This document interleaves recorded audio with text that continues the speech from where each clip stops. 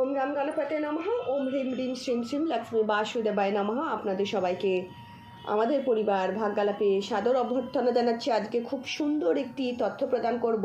পূর্ণিমার দিন আপনি যদি একটি নাম্বার লিখে, একটি জায়গায় একটি নাম্বার লিখে সেটা জ্বালিয়ে দিতে পারেন, তাহলে আপনার জীবনের বন্ধ দরজা খুলে যাবে, আপনার সমস্ত মনোবাসনা পূর্ণ হবে। আপনার যা ব্লকেজ জীবনে, অর্থনৈতিক, সামাজিক, রাজনৈতিক, পারিবারিক, ব্যক্তিগত যা সমস্যা আছে সমস্ত ধূলিসাৎ হয়ে যাবে। সেই পদ্ধতিটি কি, কখন করবেন, কিভাবে করবেন সেই সম্পর্কে আপনাদেরকে জানাবো। তার আগে আপনারা আমাদের এই চ্যানেলটিকে সাবস্ক্রাইব করে পাশে থাকা বেল আইকনটি ক্লিক করুন। আমাদের ভিডিও ভালো লাগলে লাইক করবেন, শেয়ার করবেন, ভিডিওটি শেষ পর্যন্ত দেখবেন। একটি বিশেষ বার্তা, আপনারা আমাদের যে ওয়েবসাইট আছে অ্যাবাউটে গেলে আপনারা দেখতে পারবেন যে ভাগ্যালাপ.com, সেখানে ভিজিট করে আপনারা আমাদের বিভিন্ন বিষয় সম্পর্কে জানতে পারবেন। যে কোনো সময় আপনারা ভিজিট করতে পারেন, কোনো অসুবিধা নেই। এবং যদি আপনারা বিশেষ কোনো প্রয়োজনে, সেটা আপনাদের কুষ্ঠি বানাতে হোক, কোনো সংখ্যাতত্ত্ব বা হাত মানে হস্ত, বা কোনো জ্যোতিষ সংক্রান্ত, বা আপনার কোনো বিভিন্ন ট্যারোট রিডিং, বিভিন্ন সংক্রান্ত বিষয়ে আপনাদের তথ্য জানতে, বা আপনারা যদি কোনো সমস্যায় পড়েন সেই সমস্যা থেকে নিস্তার পেতে আপনারা আমাদের দেখুন অ্যাবাউটে ইমেল আমাদের সেখানে প্রোভাইড করা আছে। সেই ইমেলে গিয়ে আমাদের সাথে যোগাযোগ করুন। হ্যাঁ, এটা কিন্তু যোগাযোগ করবেন, আপনাদের সমস্যা জানাবেন, সে সমাধান অবশ্যই পাবেন, কিন্তু তার জন্য আপনাদেরকে কিন্তু খুব সামান্য অর্থ পে করতে হবে। সেটা আমাদের সাথে যোগাযোগ করলেই আমরা বলে দেবো।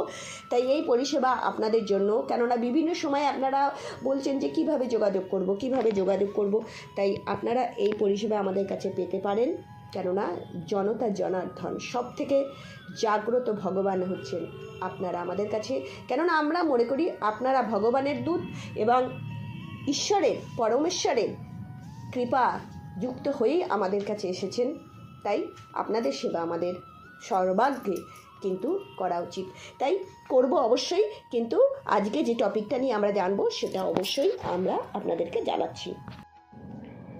দেখুন, এই যে পদ্ধতিটা বলছি না, আপনার জীবনে যদি কোনো নজর দোষ থাকে, নজর দোষ মানে অনেকে নজর দেয় না, নজর সত্যি নজর দোষ বলে আছে।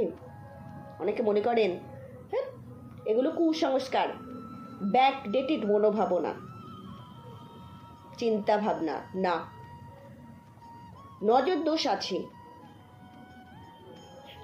ইভেন আপনার শরীরও খারাপ হবে, আপনার জীবনে সমস্ত কিছু কী হবে, দি এন্ড হয়ে যাবে। কালা জাদু, বিভিন্ন তন্ত্র, এগুলো যদি আপনার জীবনে কেউ করে থাকে, এই যে কাজটা বলবো সেখান থেকে মুক্তি পাবেন এবং আপনার জীবনে সমৃদ্ধি আসবে, অগ্রগতি আসবে। আপনার জীবনে যা কিছু ব্লকেজ, প্রতিবন্ধকতা, যা কিছু বাধা, সেগুলো কেটে যাবে। আপনার জীবনে দেখবেন একটা আলাদা আলোড়ন সৃষ্টি হবে, নতুন নতুন স্রোত খুলবে, নতুন নতুন সূত্র, নতুন নতুন রাস্তা খুঁজে পাবেন আপনার অগ্রসরের। আপনি আশার আলো দেখতে পাবেন, মেঘের ঘন ঘটা সরে গিয়ে সূর্যের আলো দেখতে পাবেন। এটা করতে আপনাকে কি করতে হবে, একটা তেজপাতা নিতে হবে, যেটাকে বলা হয় বে লিফ, আমরা রান্নাঘরে ব্যবহার করি। সেই তেজপাতা নেবেন, সেই খুব সুন্দর একটা বড় দেখে তেজপাতা নেবেন, ভালো করে ধুয়ে মুছে নেবেন। তেজপাতার উপরে আপনাকে কি করতে হবে, একটু নিচের দিকে আপনাকে একটা সংখ্যা লিখতে হবে, নাম্বার লিখতে হবে। এটা আপনি বাংলায় লিখুন, ইংরাজিতে লিখুন, হিন্দিতে লিখুন, কোনো অসুবিধা নেই। আপনাকে নাম্বারটা লিখতে হবে। আপনাকে কি লিখতে হবে, 2 লিখে আপনাকে কি করতে হবে, 2 লিখে একটা কমা দিতে হবে। 2 লিখে কমা দিয়ে 5 লিখতে হবে, 7 লিখতে হবে, 9 লিখতে হবে। আবারও বলছি, 2, 5, 7, 9। ইংরেজিতে বলছি 2, 5, 7, 9। আন্ডারলাইন করে দিতে হবে। বলবেন এটি কী দিয়ে লিখব, কি কালি দিয়ে? লাল কালি দিয়ে এটা লিখলেন। কখন লিখবেন? রাত্রেবেলা। কটার সময়? ঠিক 11:30 থেকে 12:30 মধ্যে। কোন দিন লিখবেন? আগেই বলেছি পূর্ণিমার। কেন 11:30 12:30 বলছি? নিশ্চিত সময়। দ্বিতীয় নাম্বার হচ্ছে মধ্যরাত্রে, যে নিশ্চিত সময়, দুটো ক্ষণের সন্ধি খুব ভাইটাল জিনিস জীবনে।